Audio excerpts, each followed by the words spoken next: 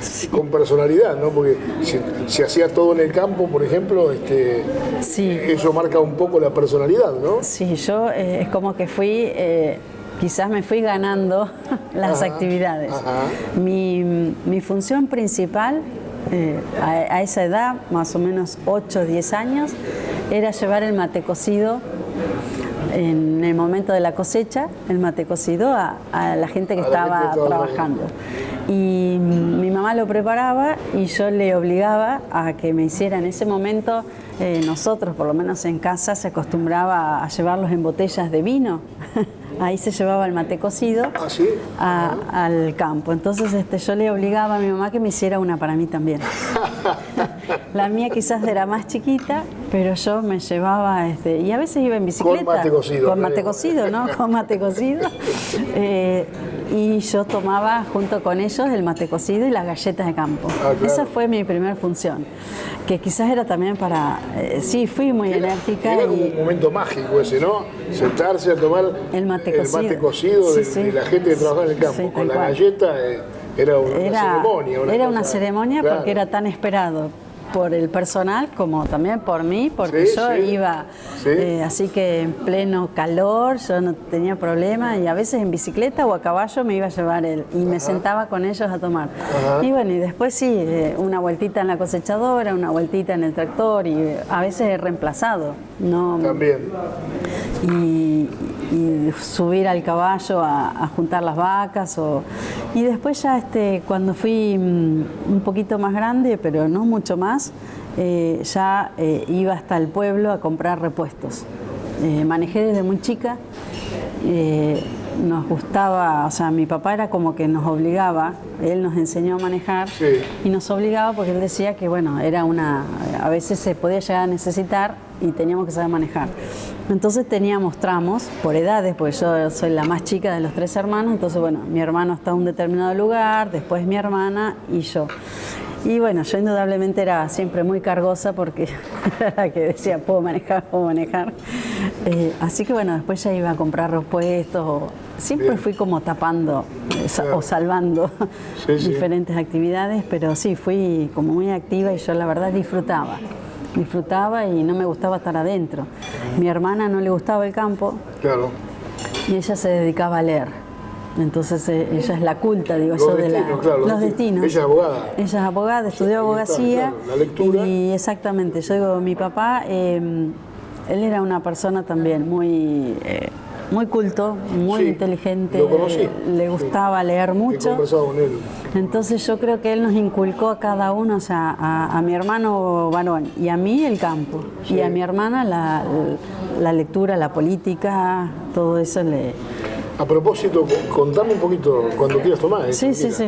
Contame un poquito del perfil de tu familia, cómo era tu papá, cómo era tu mamá, cómo eran tus hermanos, qué hacen tus hermanos ahora. Sí, no, en realidad, bueno, nosotros fuimos, me parece, una familia, bueno, unida, sencilla, humilde. Mi papá provenía de una familia muy tradicional de Tres Arroyos y obviamente relacionada con el campo. Mi mamá provenía de una familia también muy tradicional de acá de Tres Arroyos, más vinculada al comercio. Sí. Entonces yo, bueno, nombro a Casa Mulasi, que era mi mamá trabajó en Casa Mulasi. Claro. Y había un señor Mate también. Mate, mi abuelo, Amadeo, claro. Que lo conocí también, claro. Mi mamá, hija de él, el abuelo Amadeo siempre de traje. Sí, muy bien. Muy ha sido concurrente de La Perla también, el cafecito de todas las mañanas, y nos traía a nosotros. Bueno, yo también con mi abuelo, o sea, empecé a trabajar en Mulasi haciendo moñitos, los moñitos para preparar para los regalos, Día de Padre, Navidad, que nos ponía cajas a llenar moñitos. Ya cuando me hice experta en moñitos, empecé a arreglar las corbatas y los pañuelos del negocio. Pero bueno, la particularidad que las corbatas van así, y una vez que arreglabas 10, 20 cajones, él venía a supervisar y te decía, esta te quedó mal, y te desarmaba todo. Y así nos tenía todo el día arreglando corbatas. Pero bueno, no te infectaste con eso. No, seguía siendo el campo, seguía yendo el campo. Norte tuyo, seguía ¿no? yendo al campo, claro. Y bueno, y mi abuelo, lo que son las cosas, él siempre decía, tengo una nieta verdulera. Tengo una nieta verdulera. Y bueno, con el correr del tiempo, o sea, cuando yo empecé con Prohuerta, sí, claro. Estuve relacionada con las verduras. Así que, no, una familia común y corriente de Tres Arroyos, pero bueno, lo que yo decía a mi papá, muy lector, él escuchaba siempre la radio, sí, se claro. dormía con la radio, y bueno, ahí escuchando una nota, ahí se entera que la familia Basolo, de la cual él provenía, hacía 100 años que estaba claro. en la... Que fueron, creo, los primeros productores de trigo, exactamente, ¿no? trigo sí, candial. Claro. Entonces ahí papá, como él, bueno, siempre visitando a las tías, sacando anécdotas de su mamá, hizo la historia. Claro. Escribió la historia de los Basolo, y bueno, yo ahí también le ayudé, por lo menos él la leía y a veces para corregir. Y bueno, se hizo la fiesta de los Basolo, que bueno, hasta la fecha nos seguimos juntando, cada 5 años ahora. Justo este año tocaba, pero bueno, con toda esta la pandemia sí. se suspendió. Hay una comisión organizadora y bueno, yo estoy también dentro de la comisión. Y es algo, bueno, lindo porque uno sigue manteniendo por los chicos, los que van jóvenes, perdiendo, sí. Los más pequeños, porque si no tienen el contacto es como que se va desgranando la familia. Luego, y ¿no? Imagínate que además el apellido. Sí. Basolo quedan, pero ya no son tantos. Ajá. De 600, claro. Se va mezclando, digamos, entonces hay... Estamos nosotros, o sea, los Pérez, García, Rodríguez, o sea, sí. Hay y que quizás ni te conoces. Como ramas, claro. Muchas ramas, y me pasaba a mí y les pasa a mis hijas que en el colegio, obviamente son primos terceros, pero la sangre está, y al no tener el apellido Basolo ni sabían que eran de la misma familia. Sí, sí. Así que bueno, es como vos decís, se van encontrando y sin saber que son familia. Me contabas hace un momento el tema del Prohuerta, que fue una cosa muy interesante, ¿no? No digo que cambió la historia, pero fue muy interesante para ayudar a mucha gente, ¿no? Y justamente ayer, bueno, en agosto, porque en realidad es el 5 de agosto la fecha, cumplió 30 años el programa. Mirá. Sigue vigente. Ajá. Sí, Prohuerta es un programa que, bueno, yo me inicié con eso en la actividad, o sea, en la actividad dentro de la chacra. Sí, como personal técnico de la chacra. Como personal técnico. No como directora, claro. Exacto, como personal técnico contratada. Sí. Yo también digo que muy relacionado a mi vida, que fue siempre así con sacrificio, también fue la carrera. Yo en la chacra primero estuve trabajando de honore con un profesor, había sido profesor mío, ya recibida, recién recibida, un profesor mío de la facultad había pedido el traslado a Tres Arroyos. Entonces, cuando yo me recibí, vine a la chacra y obviamente el único que conocía era a Ricardo Berg, ya fallecido. Y bueno, y con él, yo como había sido alumna, charlándole, bueno, si quisiera empezar a trabajar, por lo menos. Así que él fue el que me abrió el camino, me dice, si querés conmigo, por lo menos como para ir aprendiendo. Así que estaba en la parte de investigación, en fertilización de cultivos de fina. Así que estuve 1 año y medio, hasta que bueno, después pude, contratada, ingresar con algo que nada que ver, que era Prohuerta. Que bueno, ahí en ese momento el director de la chacra era el ingeniero Catulo, que también es conocido. Él dice, es la única forma que podés venir a la chacra, aunque, pues yo le decía, no me gusta eso, o sea, no, yo quiero seguir haciendo lo que estaba. Pero bueno, como para poder entrar con un contrato, acepté, provisorio. Yo siempre decía, bueno, por un tiempo. Muchas veces dicen que lo importante en estos casos para lograr lo que uno quiere es estar dentro del edificio, ingresar al edificio. Después demostrás tus cualidades y podés llegar a lo que quiera, ¿no? Siempre que se pueda, por supuesto. Lo bueno es entrar al edificio. Exactamente, y así fue. O sea, después de estar, tuve 10 años contratada. Claro. Después sale un concurso para extensión y bueno, también me presento y quedé ahí ya en planta permanente. Esto fue alrededor del año 2004. Y bueno, y después uno va, creo que bueno, o sea, es la vocación de servicio que uno tiene, el trato con la gente, lo que va haciendo también que uno perdure y pueda seguir.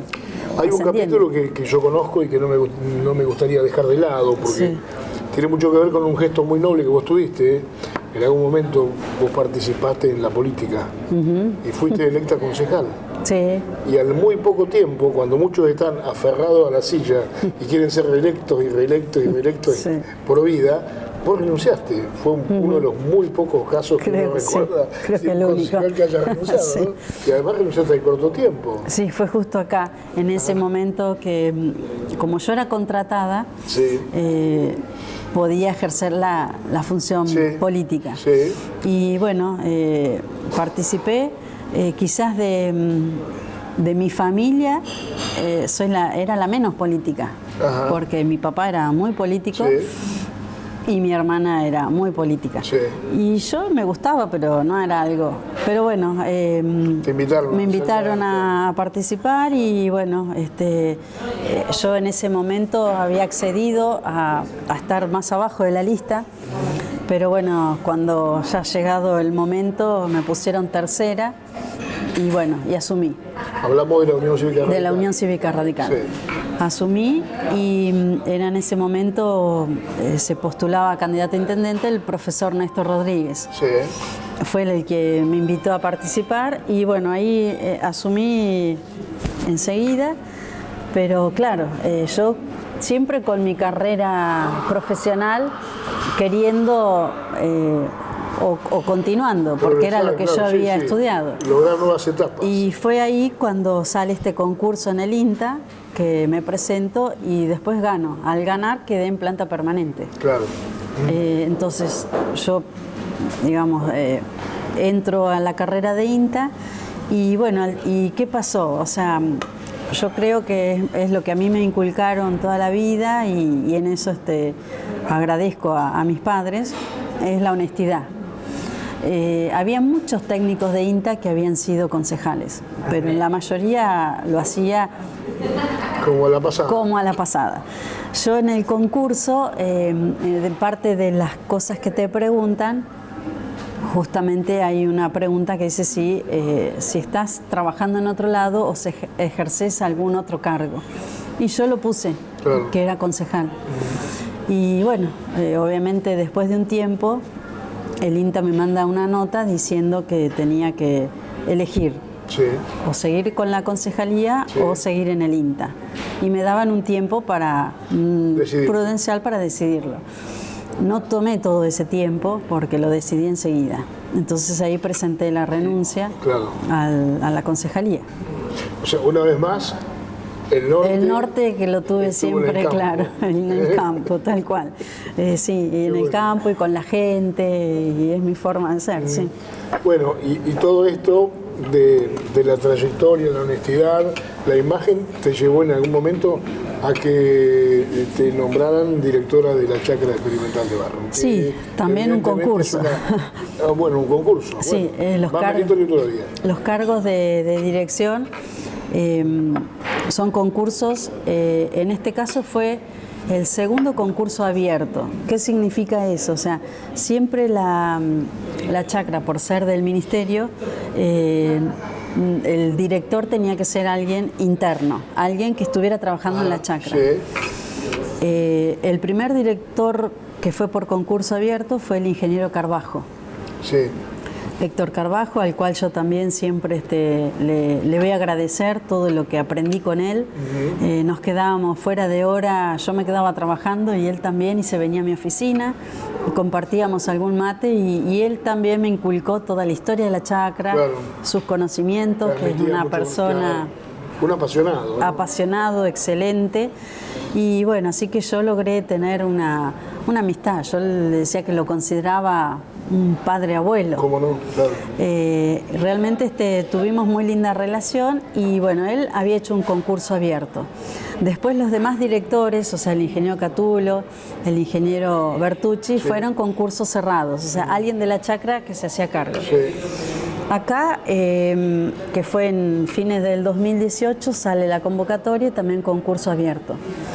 Así que bueno, nos presentamos 7 personas, 4 trabajábamos en la chacra y 3 de afuera.